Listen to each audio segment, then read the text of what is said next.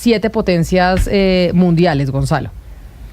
Pues Camila, es que sin duda alguna lo que nos dejó el fin de semana o lo que nos dejaron el fin de semana las elecciones en Europa fue esto, la demostración de cómo la derecha va yendo tomando algunos sitiales, algunos puestos de ese parlamento. Hay quienes mencionan que se está llenando tal vez un poco o estamos viviendo un susto o un pánico generalizado con la ultraderecha. Si bien es cierto, la ultraderecha ganó escaños y el progresismo y el socialismo perdió otros, hay que decir que, digamos, este Parlamento Europeo nuevo está mucho más enfocado hacia el centro.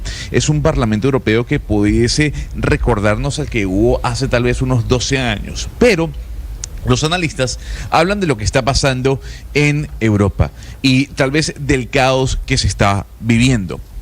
¿Por qué? Porque la extrema llegó a Portugal, llegó a Italia, seguramente llegará a Francia, llegó a Países Bajos, ya está instalada en Hungría, vimos lo de Finlandia, vimos lo de Suecia, o sea, la radicalización de la derecha dentro de Europa, digamos que es nuestra nueva normalidad, mientras que el progresismo y el centro a nivel presidencial o ministerial está perdiendo fuerzas. Vamos a entender un poco qué significa esta nueva normalidad, hablando del caos, con tal vez uno de los analistas políticos internacionales más importantes que hay en la actualidad, Camila. Él es Yascha Mounk, él es escritor, analista y fundador de Persuasion, que es un magazine, una página web en donde básicamente se habla un poco de lo que está pasando a nivel global. Mr. Yascha, thank you so much for being with us here in Blue Radio. Gracias, thank you so much for having me on. How your Spanish is good? You know, the only live interview in Spanish I ever gave is to your radio station, and it's because it was a misunderstanding. I thought it was going to be translated, so it's okay. It's good enough to understand what you've been saying for the last 5 minutes. It's not good enough for me to speak in Spanish and not sound like a child. Esto le está diciendo Gonzalo a nuestro invitado que sí, que cómo está su español. Y él dice que la única entrevista que ha hecho en español la hizo con nosotros y que le fue fatal. Y que los oyentes no entendieron nada. Que los oyentes no entendieron nada. Pero, señor Mounk, si usted sí nos entiende cuando nosotros le hablamos en español o no? Sí. Bueno, súper. Entonces lo que podemos hacer, Gonzalo, es las preguntas en español y él nos responde en inglés y don Lucas San Pedro nos traduce. Perfecto. Bueno, qué maravilla. Y entonces, profesor Mounk, lo que decía Gonzalo sobre lo que está pasando en Europa y la radicalización del discurso político y la derecha ganando. ¿Esto es una tendencia que se va a ver a nivel mundial? ¿La derecha y el péndulo político está llegando para quedarse por estos momentos ahí? Yeah, I think what Gonzalo was saying about Europe is exactly right, which is that you have a strengthening of the far right, particularly in countries like France, the east of Germany, parts of southern Europe.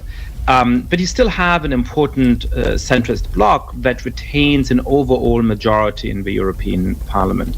As for the global scene, what we're seeing is a rise of populists, many of whom are on the right, but some of whom are on the left. So when we're looking at elections in the last weeks, we saw Narendra Modi being re-elected in India, with a smaller majority than in the past, but he will still be able to govern for a historic third term. And we also saw AMLO's chosen successor, Sheinbaum, winning election in Mexico. So what they have in common is the rise of these anti-establishment populists, mostly on the right, but also in some places on the left. Nos dice Camila su pregunta que sí, hay efectivamente un fortalecimiento de la extrema derecha en Francia y en Alemania, como lo decía Gonzalo, pero que también lo que él decía es correcto porque hay un bloque muy importante de centro que mantiene, por ejemplo, la mayor. Yeah, so certainly I think there is a kind of contagion effect where when you see populists be very strong in one country, that makes them seem more acceptable mainstream in other countries and they follow suit. The election of Donald Trump in 2016 was particularly important in that respect. But I think in the end, each country goes by its own tune. Just now in the European elections, for example, deeply unpopular governments in Germany and France and other countries were punished, with the far right often increasing its result as a consequence. But in other countries where governments were comparatively popular, like in Italy or Greece, you saw the opposite effect. Countries sometimes going slightly away from the far right. So there is certainly a contagion effect internationally, but in the end, politics in most countries remains national, and voters, when we're going to elections, whether it's for European Parliament or for national legislatures, are mostly thinking about that national context. Nos dice Ana Cristina que sí, que hay una especie de efecto contagioso y que en algunos países cuando uno ve que hay personajes populares y que les está yendo bien, pues otros países terminan haciendo lo mismo. Pone como ejemplo la elección de Donald Trump en el año 2016, pero nos dice que al final cada país va a seguir su propio ritmo, que por ejemplo en las elecciones europeas hay gobiernos profundamente impopulares como el de Alemania o el de Emmanuel Macron en Francia y estos países fueron castigados de cierta manera y la extrema derecha aumentó sus resultados, pero hay otros gobiernos que son más populares como en Italia o en Grecia donde se vio lo contrario y la gente tiende a alejarse de esa extrema derecha y de esos extremos. A ver, Yasha, yo quisiera entender cuál es el papel que juega la migración en el ascenso de la derecha más radical dentro de Europa. Y no solo la migración, sino el crecimiento del Islam como religión en Europa. ¿Son factores importantes para la radicalización de la derecha? Yes, absolutely. Those are the two main things that the right talks about in Europe, and it's the main things that voters care about. It helps to explain, for example, why young voters in Germany that were voting to the left in past elections are no longer doing that. Why the far-right AfD actually had more votes among Germans under the age of 25 this past Sunday than the Green Party, the environmentalist party that was always seen as a party catering more to the views of young people. More broadly, I think that most Europeans recognize the contributions that immigrants have made to their societies. They've actually broadened and liberalized their understanding of what it means to be a true German or a true Frenchman or a true Spaniard. But at the same time, they are furious with their politician for the sense that there's no control over the borders. And they're sending the message that if moderate traditional politicians are not going to get control over the borders, to allow citizens to decide who comes in and who doesn't come in, then they're very willing to turn to the far right to get the job done for them. Nos dice Gonzalo que esos dos factores que usted menciona son factores principales y sobre todo la derecha habla de ellas y esto está preocupando a los votantes y también nos dice que esto explica por qué, por ejemplo, en Alemania los jóvenes votaron por la izquierda. Nos dice, sin embargo, que la mayoría de los europeos está reconociendo las contribuciones de los migrantes a sus países, pero que al mismo tiempo tienen preocupación por el control de las fronteras y que quieren, ojalá, un gobierno que sea capaz de decidir quién entra y quién no, y que si algunos de los gobernantes no hacen este trabajo, pues van a recurrir a la extrema derecha de cierta manera para que entonces haga el trabajo. Profesor, ¿no podríamos pensar que no es que la gente esté buscando en Europa ideas extremistas o no aprecien la democracia, sino están de pronto rechazando el modelo de Unión Europea, el modelo de Europa de los últimos 10-15 años, pues que tiene bastantes grietas y dificultades en esta última década?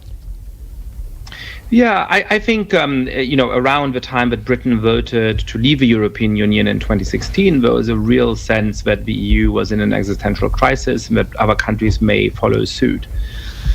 Since then, public opinion in Europe has actually swung back towards the European Union. There are fewer citizens in virtually all European countries today saying that they want to leave the European Union than there were a decade ago. And part of the success of the so-called far-right parties in Europe has been to moderate somewhat on more broad cultural issues in general, but on membership in the EU in particular. Marine Le Pen's party in France, which had a notable success in these elections, was deeply Eurosceptic, flirting with the idea of leaving the European Union altogether. Until relatively recently. In this election, she made it quite clear that she wants to reform the EU, that there's things she dislikes about it, but she does not want to take France out of the European Union. Nos dice Sebastián que en el Reino Unido y en Gran Bretaña, cuando votó a favor de abandonar la Unión Europea en el año 2016, esta fue una sensación real de que estaban en una especie de crisis existencial y había temor de que otros países pudieran seguir el ejemplo. Sin embargo, nos dice que desde ese momento la opinión pública en Europa en realidad se ha inclinado más hacia estar y pertenecer a la Unión Europea y que hoy en día hay menos ciudadanos y prácticamente todos los países dicen que no la quieren abandonar y que incluso algunos personajes como Marine Le Pen en Francia, que en algún momento planteó esto y puso sobre la mesa el abandonar la Unión Europea, hoy en día se ha moderado y habla, por ejemplo, de reformar la Unión Europea y cambiar algunas cosas, pero no como tal salirse y dejar la Unión Europea. Profesor Monk, ¿cuáles son realmente los cambios que se pueden esperar de esta nueva composición del Parlamento Europeo, teniendo en cuenta que 500 de los 720 escaños están ocupados o van a ser ocupados ahora por personas que están en alguno de los partidos del espectro de la derecha? ¿Cuáles en realidad pueden ser los cambios en materia migratoria, en materia de política sobre el cambio climático, en materia sobre cómo se responde a las guerras? So I would say three things. The first is that there's going to be less pressure towards environmentalist policies. One of the noticed stories about this election is that the Green Party family has really declined significantly in its vote share. Most obviously in Germany, where the Green Party, which is a big part of the governing coalition, has become much less popular over the last few years, but in other countries as well. The second is that I do think it will continue to accelerate a turn on migration policy that we've seen in the level of national politics since the migration crisis in 2015 in Europe, with governments effectively taking steps to ensure that there's not going to be a repeat of that moment. But the third point I'll say is that the overall majorities don't seem to have changed. Probably Ursula von der Leyen will have the support of the European Parliament to be re-elected as President of the European Commission. Before this election, it took a really weird coalition of Christian Democrats on the center-right and Social Democrats on the center-left, and then either Liberals or Greens or both, in order to get legislation through the European Parliament. That will still continue to be the case after these elections. Nos dice Camila que primero hay y espera que haya menos presión hacia las políticas ambientalistas y, por ejemplo, pone como ejemplo el Partido Verde de Alemania, que se ha vuelto menos popular en los últimos años, pese a que fue un partido muy grande en las últimas décadas. También habla de un giro en la política migratoria y dice que espera que haya gobiernos tomando medidas efectivas para no volver a tener una crisis como la crisis migratoria que vivió Europa en el año 2015. Y también dice que espera que antes, se formen coaliciones un poco extrañas, donde, por ejemplo, haya demócratas, cristianos de centro derecha y socialdemócratas de centro izquierda, formando coaliciones para poder garantizar y quedarse en el poder. Yasha, quisiera preguntarle y trasladarme a América Latina haciendo la última pregunta. ¿Por qué el latinoamericano quiere que lo manden? ¿Por qué el latinoamericano está viviendo una especie de momentum en el que ese autoritarismo tiene que regir sobre las democracias? ¿Cómo explicarle al latinoamericano que la democracia no es el problema? Well, Latin America has had a long tradition of political upheaval and weak democratic institutions, and there's different kinds of explanations for that.